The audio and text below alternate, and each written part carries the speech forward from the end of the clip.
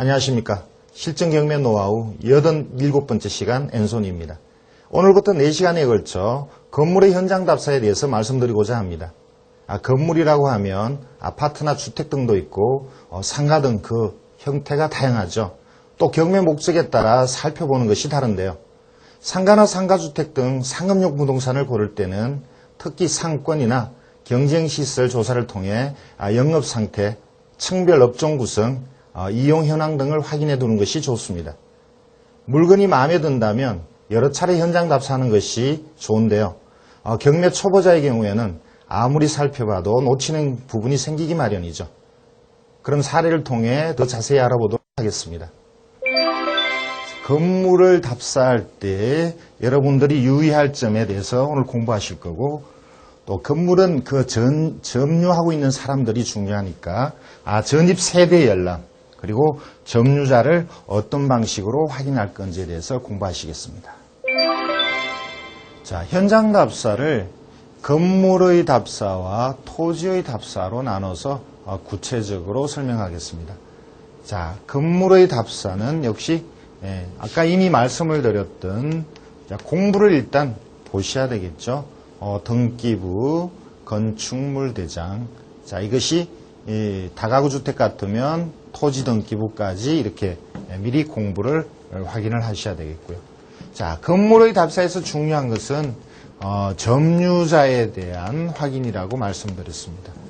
특히 점유자 중에서 말소기준 권리보다 앞서서 전입한 외형상 대항력 있는 점유자에 대한 확인, 그리고 그 사람들이 어떤 권리에 의해서 점유하고 있는지.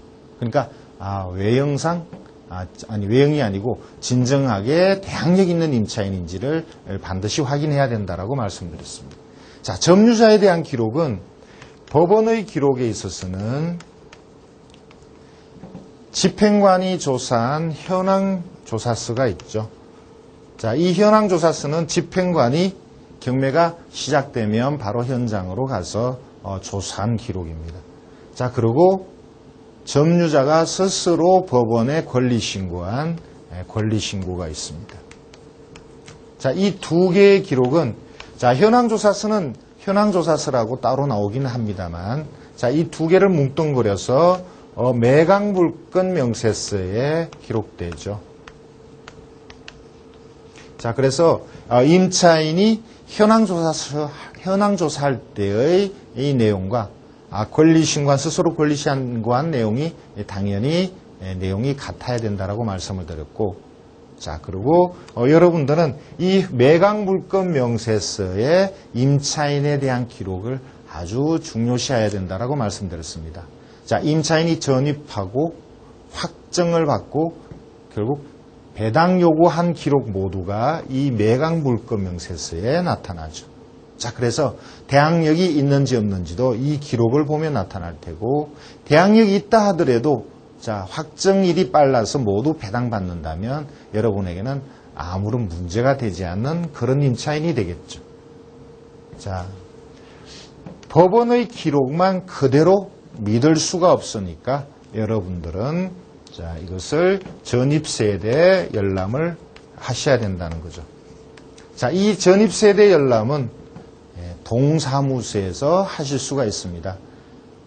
자, 전입세대에 이 조사하려고 하는 어떤 주택에 대해서 이것이 경매가 진행 중이라는 것만 동사무소에 제시하면, 자, 경매 진행 중인 그 집원의 모든 점유자에 대한 내용을 여러분들이 아실 수가 있는 거죠. 자, 이 기록을 보면, 자, 전입세대에 조사한 기록과 법원에 신고되거나 조사된 기록이 만약에 같다라면, 자, 그대로 법원의 내용대로 여러분이 판단하면 될 텐데, 자, 틀릴 때가 있죠. 이 두 개의 내용이 다를 때가 있습니다.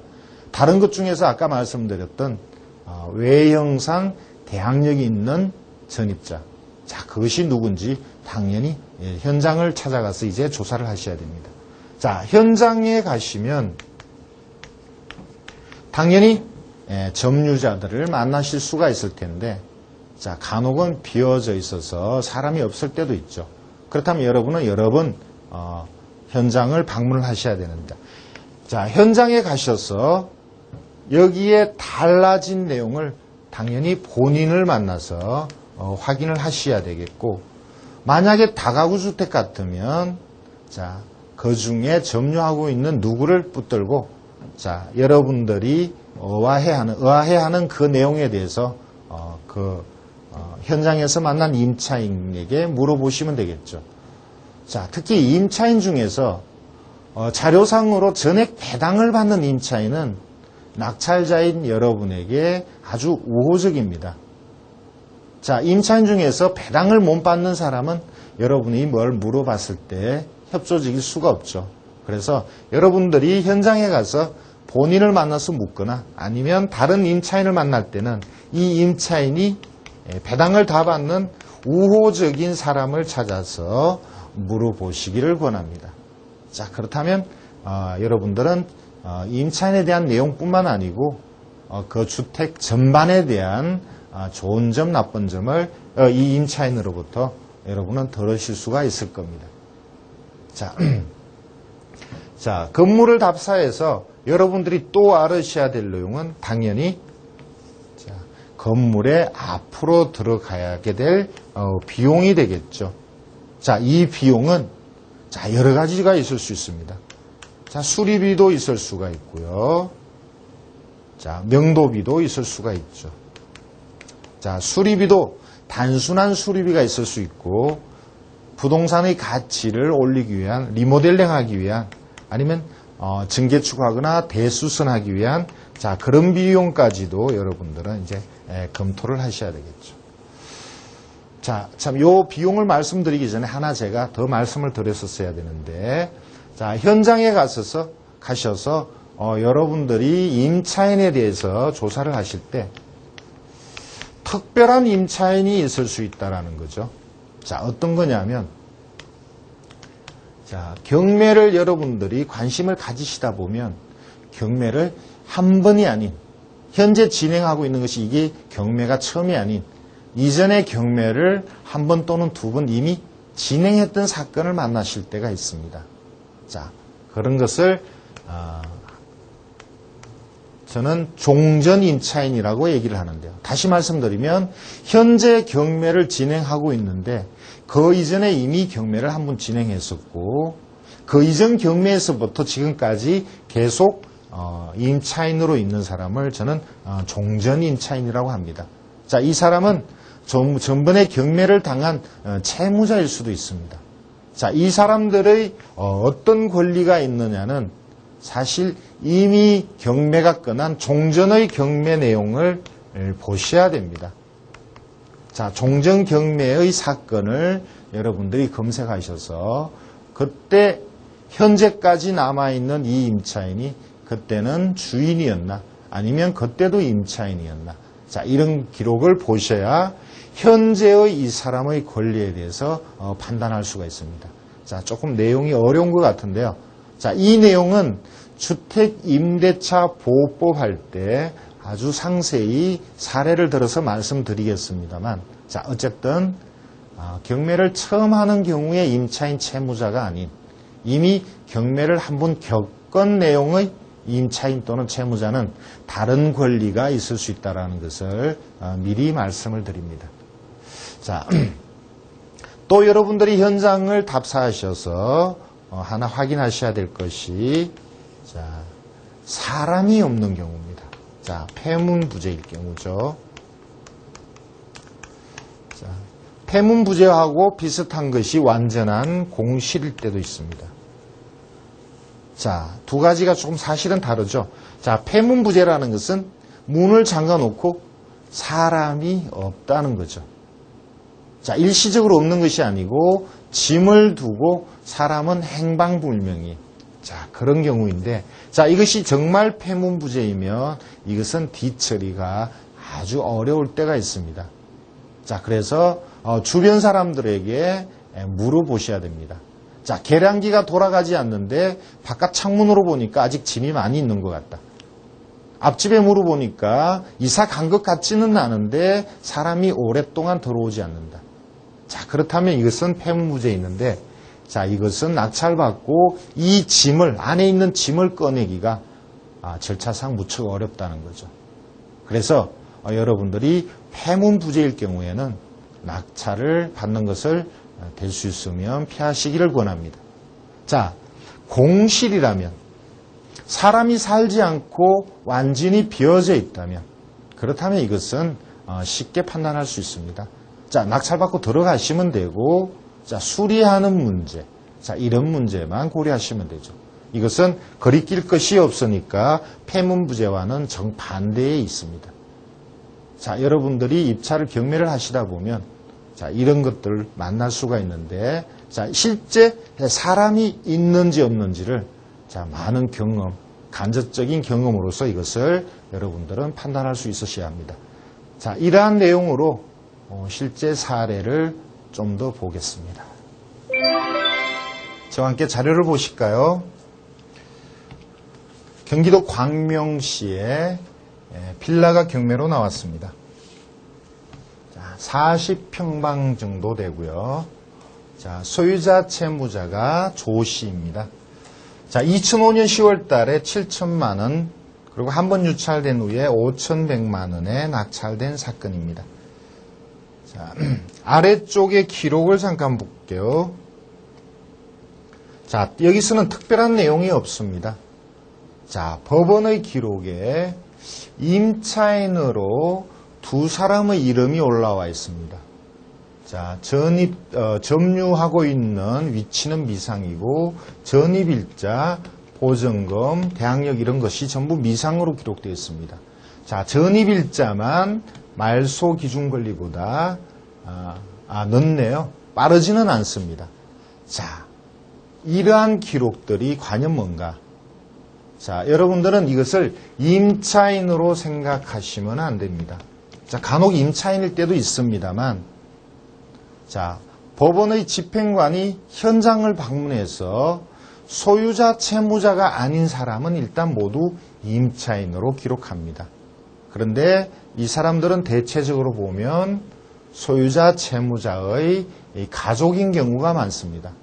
진정한 임차인이라면 보증금이 얼마 확정이 있고 배당 요구를 했겠죠. 자, 이렇게 불투명하게 이름만 나와 있고 전입일자가 있는 사람은 채무자나 소유자의 가족이라고 보시면 맞습니다. 자, 채무자나 소유자의 가족이라 하더라도 법원의 집행관은 그것을 정확하게 아직 판단을 못하고 있으므로 일단 임차인으로 기록해 두는 거죠. 자, 이 아래쪽에 보면 소유자의 아들 전 씨라는 기록이 나옵니다. 자, 그러니까 이 아래쪽에 이제 나머지 등기부는 문제가 아니죠. 제가 말씀드리고 싶은 것은 간혹 이렇게 임차인으로 기록되어 있지만 임차인이 아닌 경우가 많다는 것을 말씀드리고 싶은 겁니다. 다음 사건을 보죠. 자, 경기도 의왕시에 연립주택이 경매로 나왔습니다.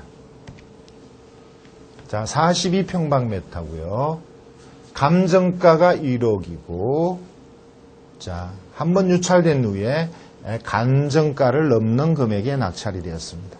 자, 여기서 중요한 것은, 자, 이 집이, 방금 보신 그 집이 1층으로 기록되어 있습니다. 1층 101호.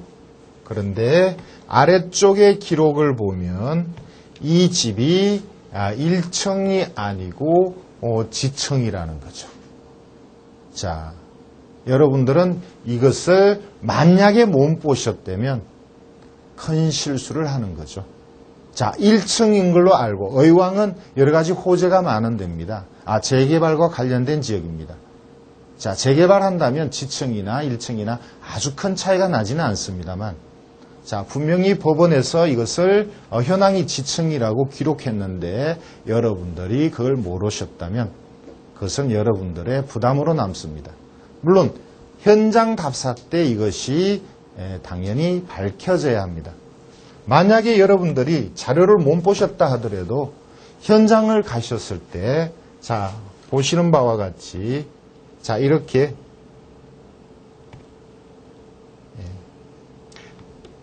지하에 집이 있는 것을 분명히 표시를 해뒀죠. 그러니까 감정평가서를 보셨거나 아니면 현장에 가셔서 직접 이 반지하의 빌라가 경매 대상인 것을 확인했다면 여러분은 실수를 하지 않는 것이 되죠. 자, 간혹은 1층이라고 법원의 기록이 되어 있는 것이 이 반지하일 경우는 자주 있습니다. 자, 그리고 반지하라고 되어 있는 것이 사실상 1층인 것도 종종 있습니다. 자, 빌라 같은 경우는 여러분들은 외형상 드러나는 1층 반지하 이걸 보지 마시고 당연히 현장을 가셔서 이것이 완전한 지상에 있는지 아니면 일부가 지층에 있는지를 확인하셔야 된다는 거죠. 자, 그러면 다음 사건을 말씀드리죠.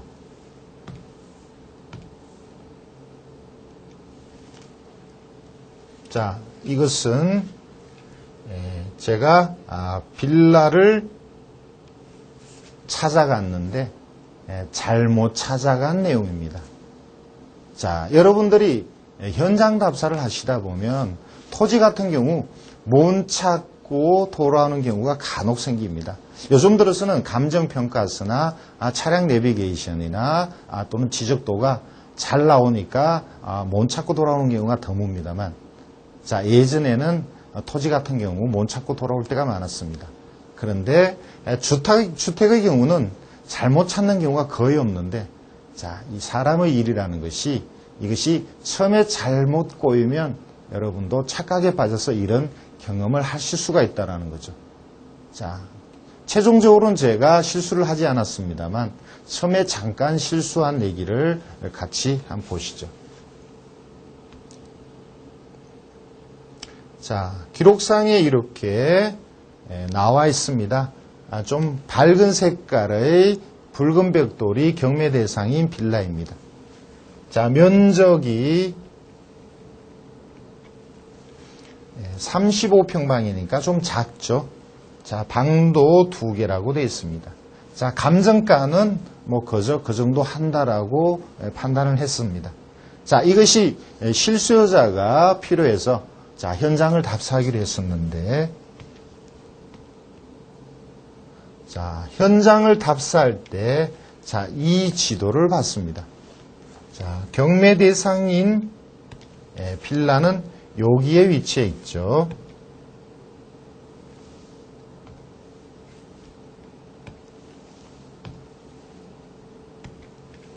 자, 빌라는 여기 위치해 있습니다. 제가 차량을 이쪽에다가 세워두고 이렇게 걸어가는데, 자, 이렇게 골목으로 들어가야 될 것을, 자, 그 앞에 이렇게 들어갔습니다. 자, 여러분들이 보이실는지 모르겠는데, 경매 대상인 빌라의 번지는 46번지입니다. 자, 여기가 46번지인데, 그 앞에 46이라는 숫자가 보입니다. 제가 이렇게 들어갔고 경매 대상이 46번지 청기화 빌라인데 여기도 청기화 빌라가 있었던 거죠. 자, 그림을 한번 보실까요? 자, 제가 찾아간 46번지의 청기화 빌라. 아까 화면에 처음 나왔던 빨간 벽돌은 이렇게 짙은 색깔이 아니었습니다. 자, 그런데 그것은 사진이 잘못될 수도 있으니까. 자, 청기화 빌라라는 것을 믿고 저는 빌라의 4층으로 올라갔습니다. 자, 이 빌라의 기둥에도 자, 이렇게 46이라는 숫자가 있습니다.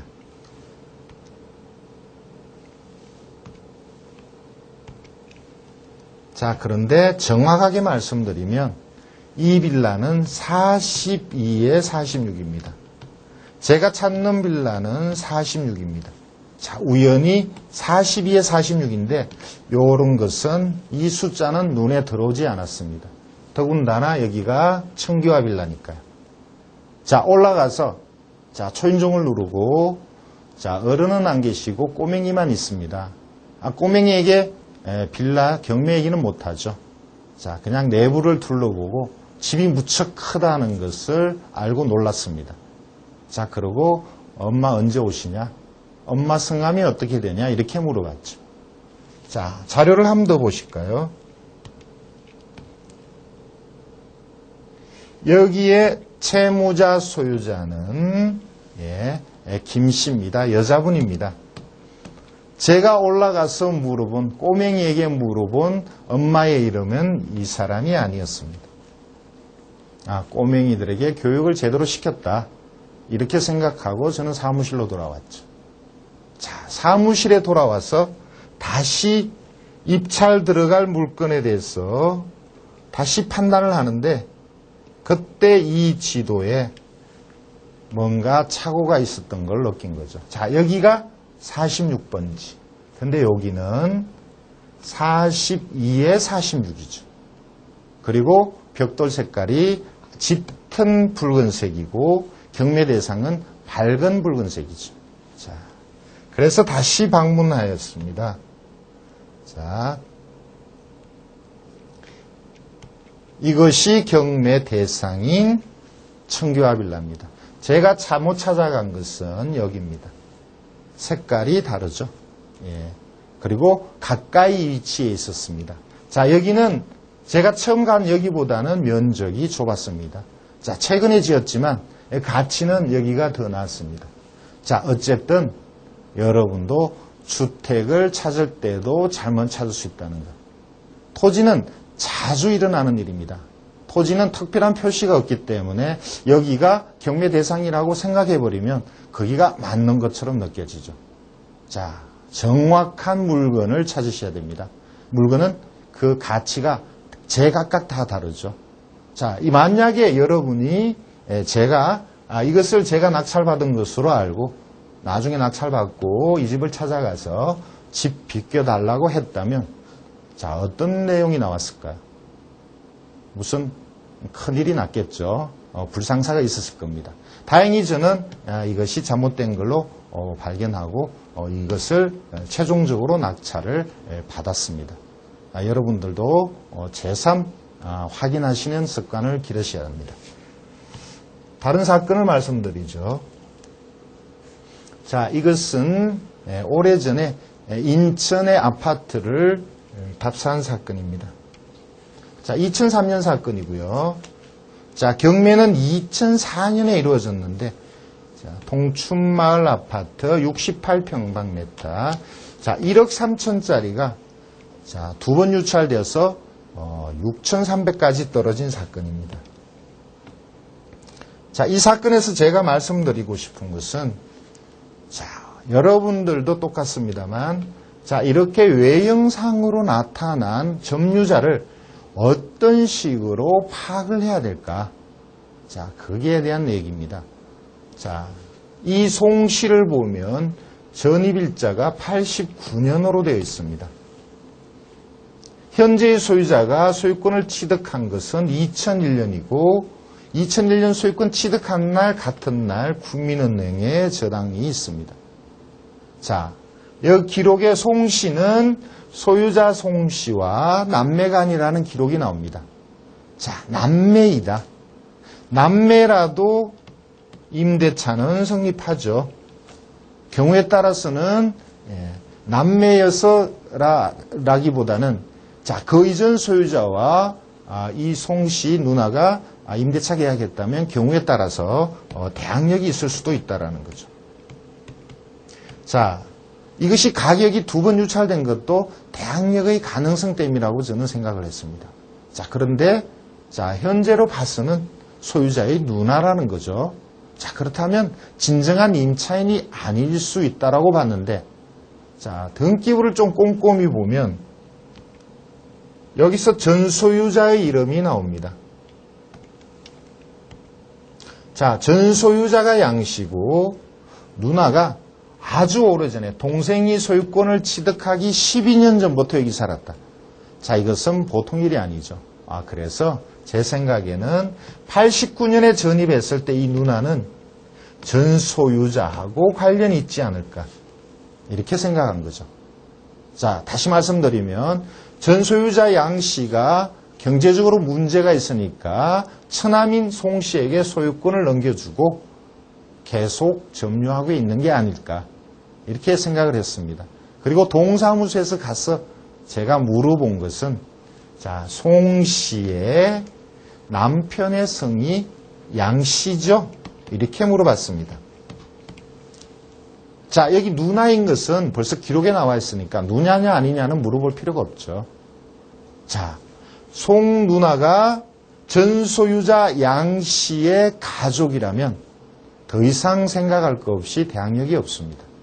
가장 핵심적인 것은 송 씨와 지금 소유자가 언제 계약했느냐, 대항력이 있느냐 이 문제가 아니고 전 소유자의 가족이라면 대항력이 없다라는 거죠. 자, 그래서 송 씨는 전 소유자 양 씨의 부인이냐? 다시 말씀드리죠. 송 씨의 남편이 양 씨냐? 동사무소 가서 이렇게 물어봤습니다. 동사무소는 개인적인 정보에 대해서 말하기를 꺼려합니다. 그러나 지금 제가 물어본 것과 같은 송 씨의 남편이 양 씨인가요? 이렇게 물었을 때는 어렵지 않게 답변을 해주죠. 자, 양 씨라는 답변을 들었습니다. 물론 이 양 씨가 전 소유자 양 씨가 아닐 수도 있겠지만 자, 이 정도의 확인이면 거의 틀림없죠. 자, 그래서 이것은 송미숙 씨는 동생하고의 관계가 아니고 전 소유자의 부인이기 때문에 대항력이 없다라고 판단한 거죠. 자, 이 물건은 최종적으로 49% 떨어졌지만 낙찰은 75%. 자, 한 번 떨어졌을 때 70%인데 이 75%를 뛰어넘는 75%로 낙찰됐습니다. 만약에 이걸 좀 일찍 판단했다면 누군가는 70%, 71%의 낙찰 받을 수 있었겠죠. 자, 여러분도 이런 것을 놓치지 마시기 바랍니다. 다른 사건을 또 말씀드리죠. 광명시 하안동의 주공아파트가 경매로 나왔습니다. 자, 조그만 아파트죠. 자, 1억 2천에 감정되고 2005년도에 7,800에 낙찰된 사건입니다. 자, 여기 보면 조 씨라는 임차인처럼 기록이 나옵니다만 아까 말씀드린 것처럼 자, 보증금이나 확정 배당 요구 이런 기록이 없는 이러한 임차인처럼 나타난 것은 대부분 소유자 채무자의 가족일 가능성이 크죠. 자, 여기 소유자가 역시 다시 볼까요? 자, 소유자 역시 조 씨입니다. 그러니까 아래쪽에 있는 조 씨는 소유자의 가족일 가능성이 큽니다. 자, 다른 문제는 없습니다. 자, 제가 이 건을 주민등록 열람을 해봤었는데, 자, 주민등록 열람할 때 그 내용에 대해서 말씀드리려고 하는 겁니다. 자, 같이 한번 보실까요?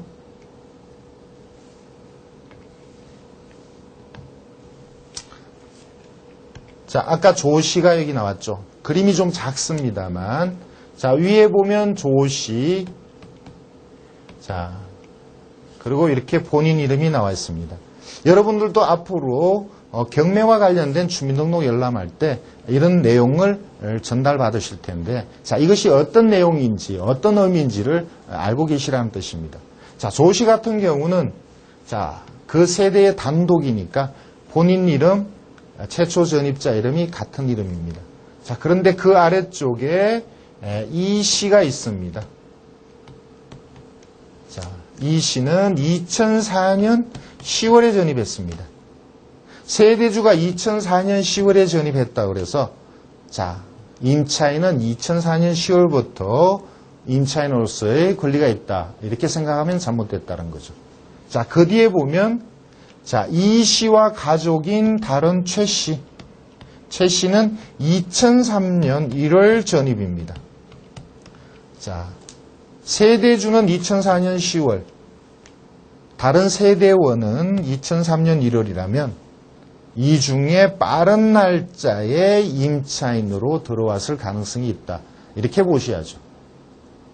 자, 이 날짜로 만약에 대항력이 없는데 이 날짜로서는 대항력이 있다라면 여러분은 큰 실수를 할 수가 있다는 거죠. 자, 그러니까 세대원 중에 세대주보다 더 빠르게 전입한 사람이 있다면 이 빠른 날짜에 임차인으로서의 권리가 있다. 이렇게 생각하시라는 겁니다.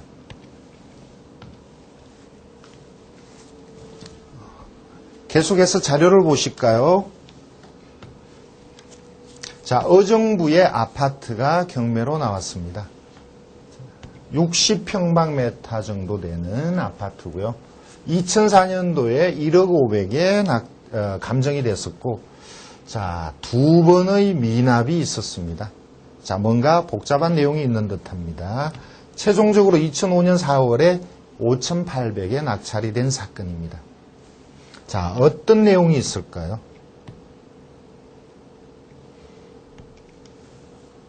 자, 보시면 임차인에 대한 기록이 있는데, 자, 김 씨와 강 씨가 있는데, 여기에 김 씨는 강 씨의 자녀라는 기록이 있습니다. 자, 두 사람이 2002년 4월의 말소 기준으로 보면 한 사람은 대항력이 있고 한 사람은 대항력이 없습니다.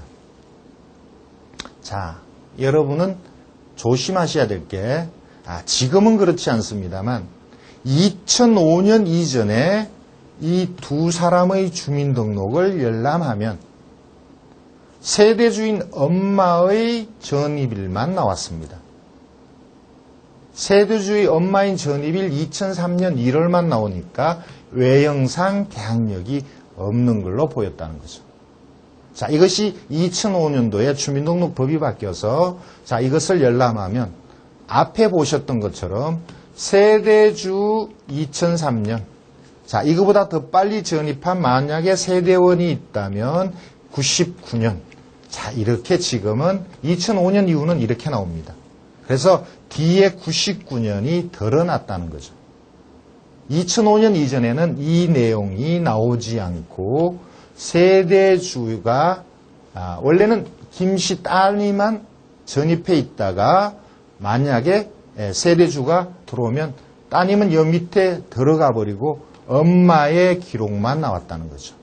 자, 법원에서는 대항력이 있는 걸로, 자, 대항력이 있는 걸로 일단 드러내놨습니다만 경매를 입찰하는 사람들이 주민등록 열람을 하고 대항력이 있는 딸에 대한 기록이 나오지 않으니까 대항력이 없는 것으로 보고 입찰을 했다가 최종적으로 문제가 있는 것을 알고 포기한 거죠. 자, 지금은 이런 실수를 여러분은 할 수가 없습니다. 정확하게 두 사람의 주민등록이 다 나오기 때문입니다.